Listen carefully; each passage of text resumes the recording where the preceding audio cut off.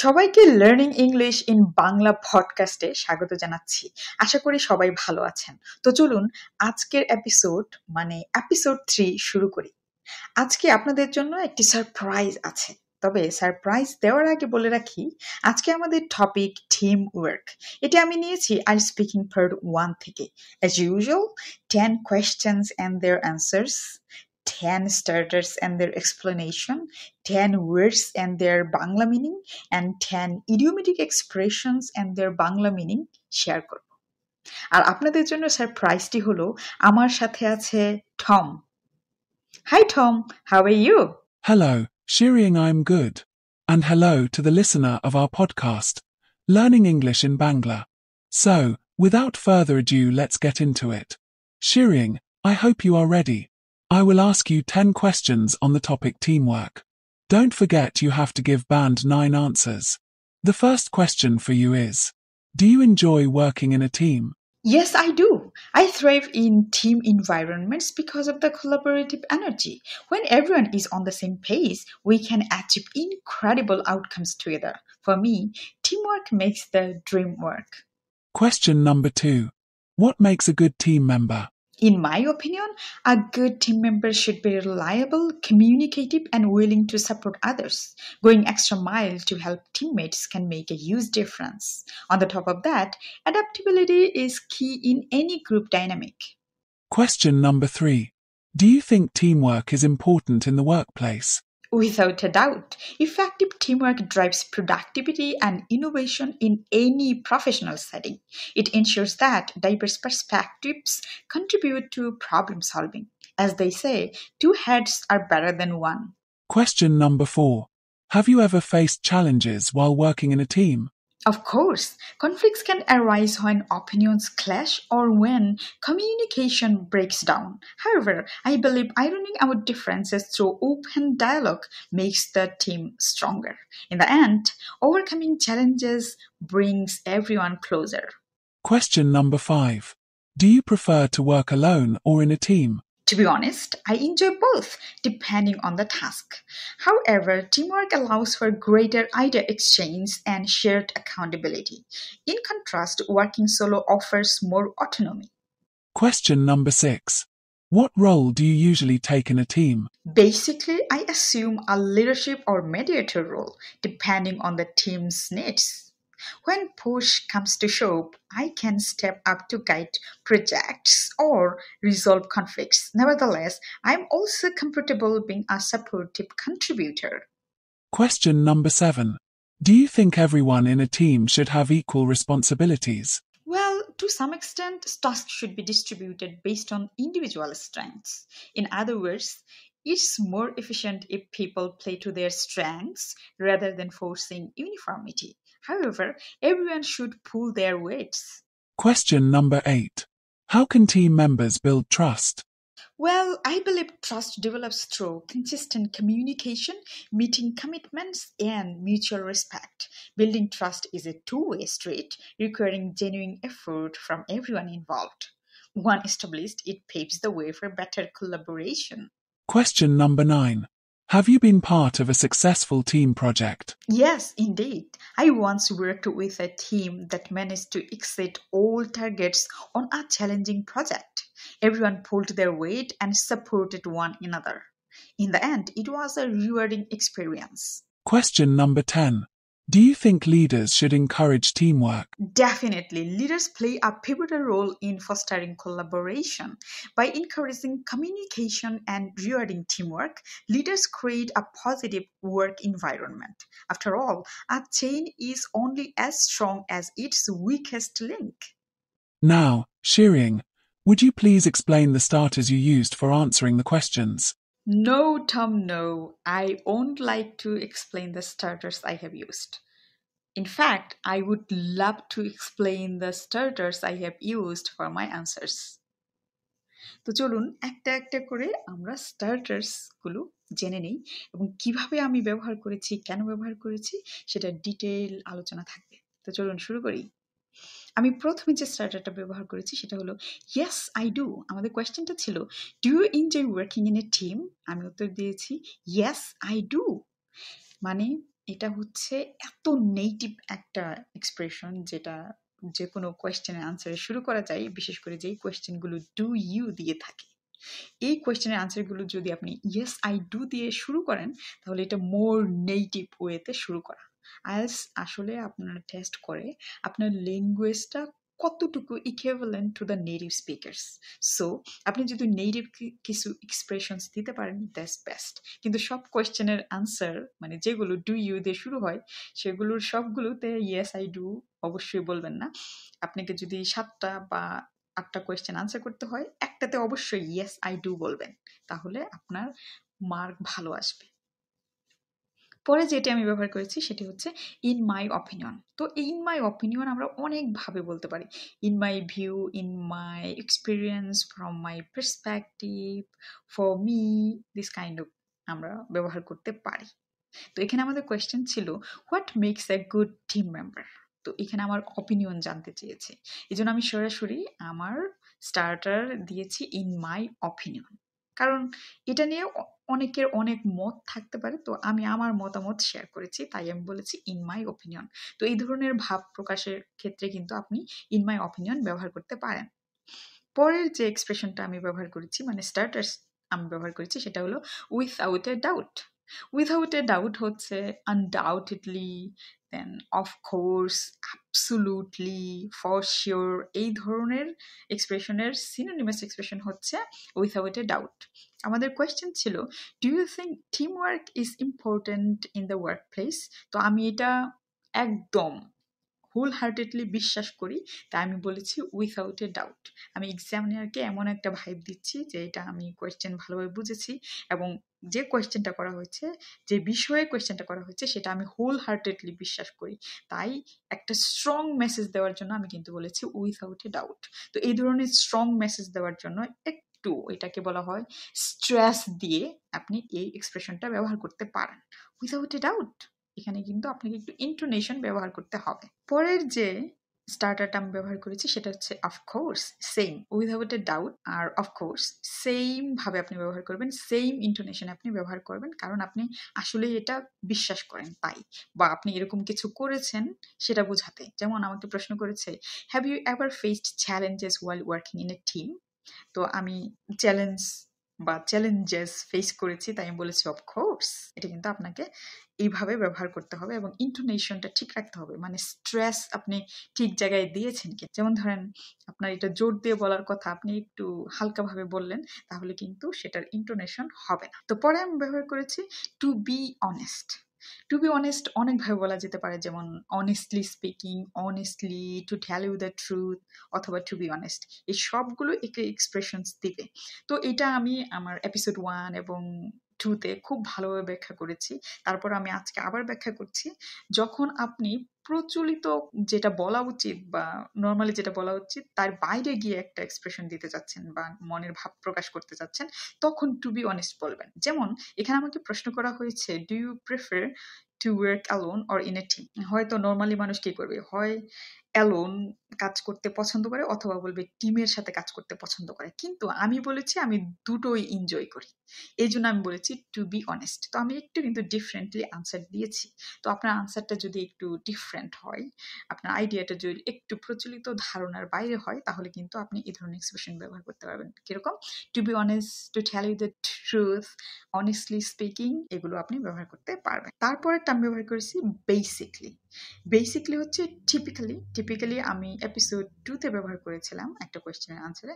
তো আজকে আমি ব্যবহার করছি বেসিকলি। দুটো জাস্ট সিনোনিমাস। আমার কোয়েশ্চেন ছিল what role do you usually take in a team. তো আমি মানে সচরাচর আমি যা করি সেটা আমি বলেছি। তো সচরাচর এরকম এক্সপ্রেশন দিতে আপনি বলবেন বেসিকলি অথবা টিপিক্যালি। পরের যে স্টার্টারটা আমি ব্যবহার করেছি এটা খুবই স্ট্রংলি আমি ব্যবহার করেছি। আপনি যদি আবার রিক্যাপ করেন, কোয়েশ্চেনে যান, 8 নাম্বার কোয়েশ্চেনে দেখবেন আনসারটা আমি শুরু করেছি ওয়েল আই বিলিভ। আমি এখানে একটু ড্রামাটিক্যালি শুরু করেছি ওয়েল দিয়ে, দেন আমি বলেছি আই বিলিভ, আমি বিশ্বাস করি, মানে আমার যেটা বিশ্বাস। আমি আই থিঙ্ক বলতে পারতাম, আই রেকন বলতে পারতাম, কিন্তু আমি এপিসোড 1 এবং 2-তে আমি আই থিঙ্ক আই রেকন দুইটাই ব্যবহার করে দেখিয়েছি, কিন্তু এইখানে আমি ব্যবহার করেছি আই বিলিভ। এটা খুব সুন্দর একটা এক্সপ্রেশন এবং স্ট্রং মেসেজ ক্যারি করে। সো আমি আসলে আমার মন থেকে যা বিশ্বাস করি সেটা যদি আমি বলতে চাই, তাহলে আমি কিন্তু এভাবে বলতে পারি, ওয়েল আই বিলিভ, আমি কি বিশ্বাস করি সেটা। তো এখানে আমাকে প্রশ্ন করেছে, how can team members build trust? আমি বলেছি ওয়েল আই বিলিভ, মানে আমি যেটা বিশ্বাস করি। এখানে কিন্তু আমি বলতে পারতাম আই থিঙ্ক অথবা আই রেকন, এগুলো বলতে পারতাম, কিন্তু আমি বলেছি আই বিলিভ। পরের কোয়েশ্চেনের স্টার্টার আমি ব্যবহার করেছি ইয়েস ইনডিড। আপনি যদি এটা শুনেন, আমি একদম এইভাবে ব্যবহার করেছি ইয়েস ইনডিড, মানে এখানে আমি ইয়েস বলে থেমেছি, তারপরে ইনডিড এটাকে আমি কি করেছি স্ট্রেস দিয়ে বলেছি, এবং ইন্টোনেশনটা যদি আপনি খেয়াল করেন, এরকম ভাবে যদি ইন্টোনেশন আপনি দিতে পারেন তাহলে একটু নেটিভ টোন আসে। আমি এটা পুরোটা দিতে পারি না, I am just trying, and আমি হচ্ছে আপনাদের সাথে আসলে প্র্যাকটিস করি, আমি এত ভালো পারি না, just I am practising with you. So এখানে কোয়েশ্চেনটা ছিল, have you been part of a successful team project? এখানে আমি আনসার দিয়েছি ইয়েস ইনডিড। আমি আসলে একটা প্রজেক্ট করেছিলাম যেটা সাকসেসফুল ছিল, এবং সেটা আমি টিমের সাথে করেছিলাম। সো এটা কিন্তু আমি খুব ভালোভাবে বলেছি ইয়েস ইনডিড। এটা কিন্তু আপনি ব্যবহার করতে পারেন যখন আপনি বলবেন হ্যাঁ অবশ্যই আমি করেছি, অফকোর্স, অ্যাবসলিউটলি, উইথাউট ডাউট বলার চেয়ে এটা কিন্তু একটু ডিফারেন্ট, ইয়েস ইনডিড। লাস্ট যে স্টার্টারটা আমি ব্যবহার করেছি সেটা হলো ডেফিনেটলি। তো আমরা জানি ডেফিনেটলির অনেকগুলো সিনোনিমাস এক্সপ্রেশন আছে, যেমন absolutely, without A doubt, for sure, undoubtedly, অনেক কিছু আমরা বলতে পারি। তো আমি এখানে ইউজ করেছি ডেফিনেটলি। আমাদের কোয়েশ্চেনটা ছিল, do you think leaders should encourage team work? So এই কোয়েশ্চেনের আনসার আমি বলেছি ডেফিনেটলি, কারণ আমি আসলেই এটা বিলিভ করি এবং আমার কোনো ডাউট নাই এটা নিয়ে। যাই হোক, আমি 10টি স্টার্টার্সের এক্সপ্লেনেশন আপনাদের সাথে শেয়ার করলাম। আমার মনে হয় আপনারা এইভাবে চিন্তা করে করে স্টার্টার্স ব্যবহার করবেন। সো আমরা আমাদের এপিসোডের নেক্সট পার্টে চলে যাই। নেক্সট পার্ট হলো লেক্সিক্যাল রিসোর্স এবং তাদের ব্যবহার এবং মিনিং আপনাদের সাথে শেয়ার করব। তো লেক্সিক্যাল রিসোর্স কিরকম, ভোকাবুলারি এবং ইডিওমেটিক এক্সপ্রেশনস। তো চলুন আমরা সেগুলো নিয়ে আলোচনা করি। তো টিম এখানে আমাকে হেল্প করবে। টিম হচ্ছে প্রতিটা ওয়ার্ড আমাকে বলবে, আমি সেগুলোর মিনিং বলবো এবং আমি কিভাবে ব্যবহার করেছি সেগুলো আপনাদের সাথে তুলে ধরব। So team, what is the first word? Words meaning. 1. Collaborative energy. Team বলেছে কোলাবোরেটিভ এনার্জি। কোলাবোরেটিভ এনার্জি এটা একটা কলোকেশন, এটার মিনিং হচ্ছে সমন্বিত শক্তি অথবা প্রেরণা। তো আমি ব্যবহার করেছি I thrive in team environments because of the collaborative energy. তো আপনারা কোলাবোরেটিভ এনার্জি এই কলোকেশনটা ব্যবহার করতে পারেন। এটা খুবই অ্যাডভান্স লেভেলের একটা কলোকেশন এবং topic specific vocabulary. Topic specific vocabulary আপনাকে ব্যবহার করতেই হবে যদি আপনি 7+ পেতে চান স্পিকিং এ। তো what is the next word? 2. Reliable. Team বলেছে রিলায়েবল। সো রিলায়েবল অর্থ হচ্ছে নির্ভরযোগ্য। আমরা কিন্তু নির্ভরযোগ্য বা কাউকে বিশ্বাস করতে পারি এ ধরনের কথা বলি। তো এটা আমি ব্যবহার করেছি, a good team member should be reliable, communicative and willing to support others. এখানে আমি 3টি ক্যারেক্টারিস্টিক্স তুলে ধরেছি, তার মধ্যে একটি হচ্ছে রিলায়েবল। তো রিলায়েবল অর্থ হচ্ছে নির্ভরযোগ্য, যাকে আমরা বিশ্বাস করতে পারি। তো আপনি চাইলে এই ধরনের ওয়ার্ড বিশেষ করে টিম ওয়ার্ক নিয়ে যদি কথা বলেন তাহলে ব্যবহার করতে পারেন। So Tom, what is the next word? 3. Adaptability. Tom বলেছে অ্যাডাপ্টিবিলিটি। অ্যাডাপ্টিবিলিটি অর্থ হচ্ছে খাপ খাইয়ে নেওয়া, অথবা আরেকটু ভালো বাংলায় বলতে গেলে অভিযোজন যোগ্যতা। মানে খাপ খাইয়ে নেওয়ার যে যোগ্যতাটা সেটাকে অ্যাডাপ্টিবিলিটি বলে। আমার অ্যাডাপ্টিবিলিটি অনেক হাই লেভেলের, আপনাদেরকে একটু বলে রাখলাম। যাই হোক, অনেকেরই অ্যাডাপ্টিবিলিটি পাওয়ার অনেক বেশি থাকে। তো আমি ব্যবহার করেছি সেন্টেন্সে, অ্যাডাপ্টিবিলিটি ইজ কি ইন এনি গ্রুপ ডাইনামিক। আপনি কিন্তু অ্যাডাপ্টিবিলিটি এই শব্দটা টিম ওয়ার্ক নিয়ে কথা বলার সময় ব্যবহার করতে পারেন, কারণ এটা হচ্ছে topic specific. What is the next word? 4. Conflicts. Tom বলেছে কনফ্লিক্টস।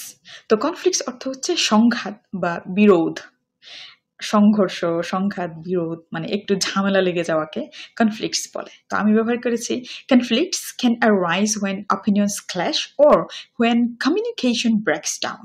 তো আপনারাও কনফ্লিক্ট শব্দটা এভাবে ব্যবহার করতে পারেন। পরের শব্দ 5. Mediator. টম বলেছে মেডিয়েটর। মেডিয়েটর অর্থ হচ্ছে মধ্যস্থতাকারী। মনে করেন টিমে কাজ করতে গেলে একটু ঝামেলা বেজে যায়, দেখবেন দুইজনে মিলে একটু মারামারি কাটাকাটি লেগে গিয়েছে, তখন একজন থাকে যে মধ্যস্থতাকারী হিসেবে কাজ করে, মানে মিটিয়ে ফেলে ঝামেলা। একজন মাঝখানে থাকবে, দুইজনের মাঝখানে একজন থাকবে যে হচ্ছে ঝামেলা মিটাবে। সো পরের শব্দটি কি? 6. Accountability. টম বলেছে অ্যাকাউন্টেবিলিটি। অ্যাকাউন্টেবিলিটি অর্থ হচ্ছে দায়িত্ব জ্ঞান অথবা জবাবদিহিতা। আপনি যেটাই ব্যবহার করেন না কেন, অ্যাকাউন্টেবিলিটি মিনিং দুটো হয়। তো আমি ব্যবহার করেছি দায়িত্ব জ্ঞান অর্থে, যেমন teamwork allows for greater idea exchange and shared accountability. তো শেয়ার্ড অ্যাকাউন্টেবিলিটি, দুইজনের দায়িত্ব জ্ঞান থাকবে, মানে টিমের সবার মধ্যে একটা দায়িত্ব জ্ঞান সুলভ আচরণ থাকবে, সেটা বোঝাতে আমি বলেছি শেয়ার্ড অ্যাকাউন্টেবিলিটি। পরের শব্দ জেনে নেব। 7. Uniformity. টম বলেছে ইউনিফর্মিটি। ইউনিফর্মিটি অর্থ অভিন্নতা, মানে মিল থাকা। অমিল না থাকা হচ্ছে ইউনিফর্মিটি। তো আমি ব্যবহার করেছি it's more efficient if people play to their strengths rather than forcing uniformity. মানে আমি বোঝাতে চেয়েছি যে টিমের মধ্যে দেখবেন সবারই যদি একই ধরনের গুণ থাকে, এটা তেমন কোনো কাজে আসে না।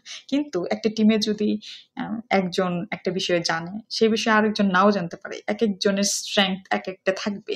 সো এখানে একদম ইউনিফর্ম, সবাইকে একদম ইউনিফর্ম হতে হবে বা সবার একই ধরনের জ্ঞান থাকতে হবে, এরকম কোনো বাধ্যবাধকতা না থাকাই ভালো, সেটা বোঝাতে আমি ইউনিফর্মিটি ব্যবহার করেছি। আপনারা কিন্তু টিমওয়ার্ক নিয়ে কথা বলতে গেলে ইউনিফর্মিটি শব্দটা ব্যবহার করতে পারেন, এটা খুবই অ্যাডভান্স লেভেলের ওয়ার্ড। আমরা পরের শব্দটি জেনে নেব। 8. Consistent communication. টম বলেছে কনসিস্টেন্ট কমিউনিকেশন। এটা আসলে একটা কলোকেশন। কনসিস্টেন্টের সাথে আমি ব্যবহার করছি কমিউনিকেশন, মানে ধারাবাহিক যোগাযোগ রাখা।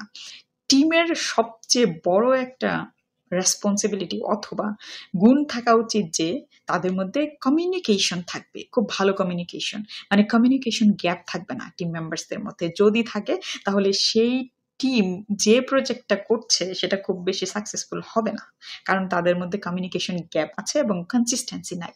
তো সেই অর্থে আমি ব্যবহার করেছি trust develops through consistent communication, meeting commitments and mutual respect. তো আমি এখানে ট্রাস্ট কিভাবে বিল্ড হয় সেটা নিয়ে আলোচনা করেছি।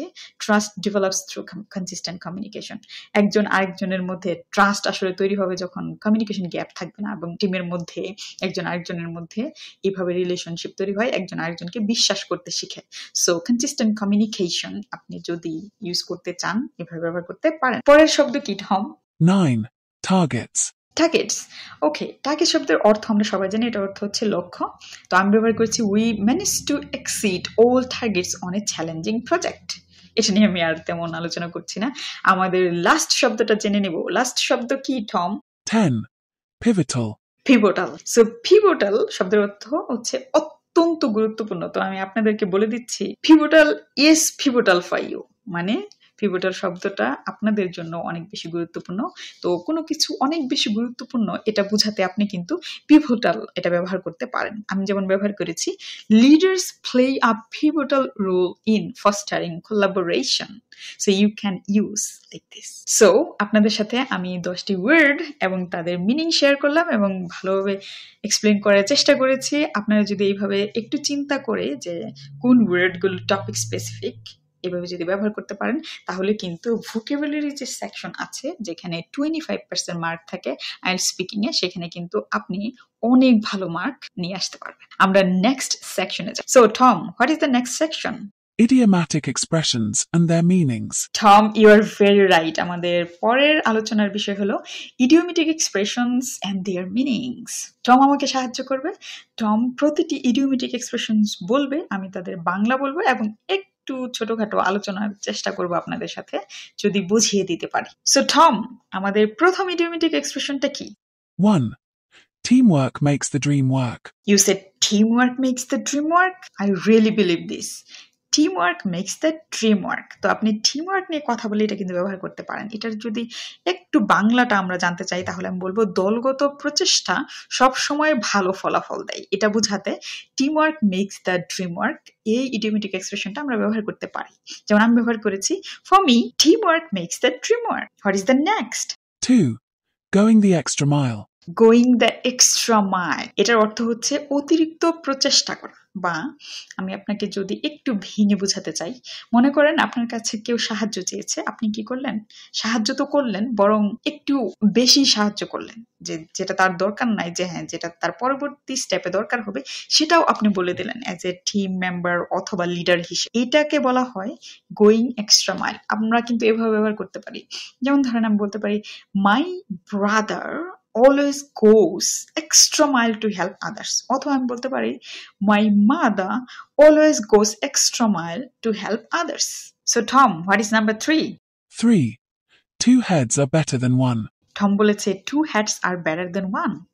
আসলেই এক মাথার চেয়ে দুই মাথা ভালো, তার মানে বোঝাচ্ছে একসঙ্গে কাজ করা আরো বেশি কার্যকর, মানে টিমে কাজ করা বেশি কার্যকর বোঝাতে আমরা কিন্তু এটা বলতে পারি 2 heads are better than one। যেমন আমি ব্যবহার করেছি as they say, 2 heads are better than one। as they say বলতে যেমন লোকে বলে বা এটা প্রচলিত আছে যে 2 heads are better than one, এরকম বলতে আমরা কিন্তু ব্যবহার করতে পারি 2 heads are better than one। So what is number 4? 4. Ironing out differences. Tom বলেছে আইরনিং আউট ডিফারেন্সেস। এটা আমার অনেক ফেভারিট একটা ইডিওমেটিক এক্সপ্রেশন, আইরনিং আউট ডিফারেন্সেস।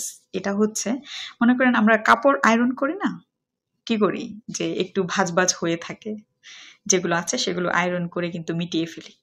ঠিক তেমনি মনে করেন যে টিম মেম্বারদের দেখবেন এক একজনের এক এক রকম প্রবলেম থাকে, এই প্রবলেমগুলোকে বলা হয় মতবিরোধ। এই মতবিরোধ যদি থাকে তখন এই মতবিরোধ মিটিয়ে ফেলার জন্য একজন থাকে, সে কে mediator.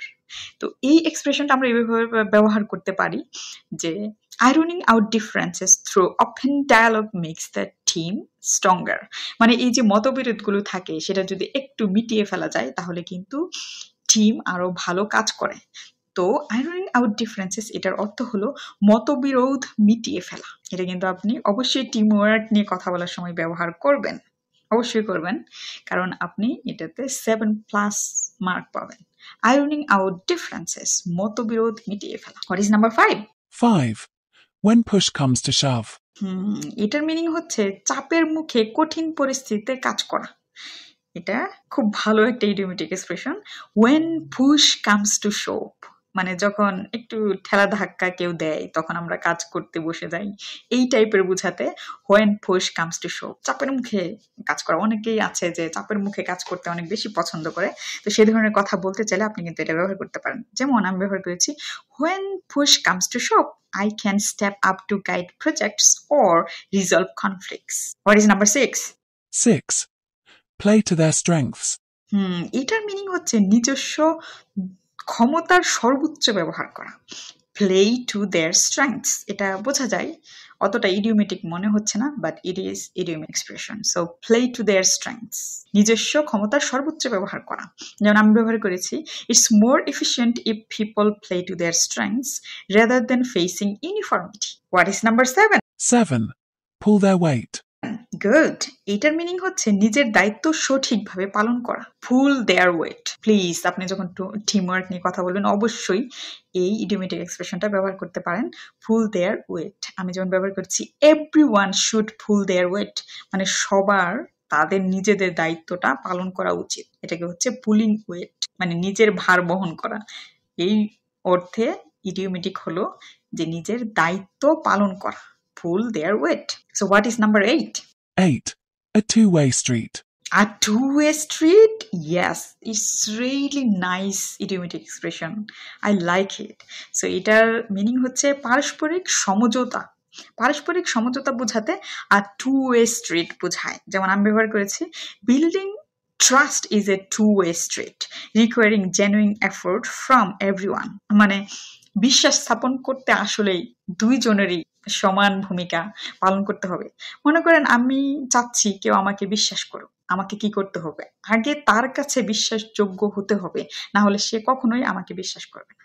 At the same way সে যদি চায় যে আমি তাকে বিশ্বাস করব, তাকে বিশ্বাসযোগ্য হতে হবে। এই জন্য এটা two way street.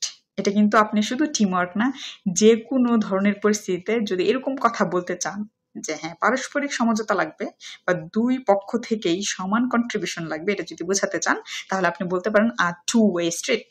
What is number 9? 9. Everyone pulled their weight. Everyone pulled their weight. Oh, we already talked about it, Tom. We don't need this. What is number 10? 10. A chain is only as strong as its weakest link. এটা অর্থ হচ্ছে একটি দল তার দুর্বলতম সদস্যের মতোই শক্তিশালী। A chain is only as strong as its weakest link. এটা বলতে আসলে কি বোঝায়? এটা বলতে বোঝায়, মনে করেন আপনার টিমে একজন উইক মেম্বার আছে, যে খুব বেশি পটু না, যেই কাজ নিয়ে কাজ করতেছেন। তো এই ব্যক্তিকে যদি আপনি কাজে লাগাতে পারেন, তাহলে আপনার টিম অবশ্যই ভালো করবে। কারণ আপনি সবচেয়ে দুর্বল যে ব্যক্তি বা মেম্বার, তাকে নিয়ে কাজ করেছেন, তাকেও ভালো কাজ করিয়েছেন। তার মানে পুরো টিমের এখন সবাই ভালো কাজ করে। তো এইটার মিনিং হচ্ছে একটি দল তার দুর্বলতম সদস্যের মতো শক্তিশালী। তার মানে একটা টিমের দুর্বলতম সদস্য যখন স্ট্রং হয়ে যায়, তখন সেই দলটা সবচেয়ে বেশি শক্তিশালী হয়। তার মানে আপনাকে কাজ করতে হবে দুর্বলতম সদস্য নিয়ে। সো আমি ব্যবহার করেছি chain is only as strong as it's weakest link. So আজকের টপিক ছিল টিমওয়ার্ক। টিমওয়ার্ক নিয়ে আমি 10টি কোয়েশ্চেন্স এবং তাদের আনসার শেয়ার করেছি। আমি যে স্টার্টার্সগুলো ব্যবহার করেছি সেগুলোর এক্সপ্লেনেশনস দিয়েছি, প্লাস আমি 10টি অ্যাডভান্সড ওয়ার্ড নিয়েছি, যে ওয়ার্ডগুলো টপিক স্পেসিফিক এবং অ্যাডভান্সড, অবশ্যই হাই সাউন্ডিং, সেগুলোর মিনিং আপনাদের সাথে শেয়ার করেছি এবং আমি কিভাবে বাক্য ব্যবহার করেছি সেগুলো নিয়ে বিস্তারিত আলোচনা করেছি। এবং লাস্টে আলোচনা করেছি ইডিওমেটিক এক্সপ্রেশনস নিয়ে। আমার ইচ্ছে ছিল 10টি দেওয়ার, কিন্তু আমি এখানে 9টি ইডিওমেটিক এক্সপ্রেশনস শেয়ার করেছি আপনাদের সাথে এবং সেগুলোর মিনিং শেয়ার করেছি। আপনারা অবশ্যই এই ধরনের ইডিওমেটিক এক্সপ্রেশনস আপনি যখন কথা বলবেন, বিশেষ করে আই স্পিকিং পার্ট 1 এবং 2 এবং 3 যেটাতেই করেন না কেন, অবশ্যই এইসব ইডিওমেটিক এক্সপ্রেশনস ব্যবহার করবেন, তাহলে অবশ্যই 7+ মার্ক পাবেন। সো টম এবং আমার পক্ষ থেকে সবাইকে অশেষ ধন্যবাদ। So Tom, do you want to say something? Thank you, everybody. Don't forget to share this video and subscribe to our channel ELTS and Canada Immigration.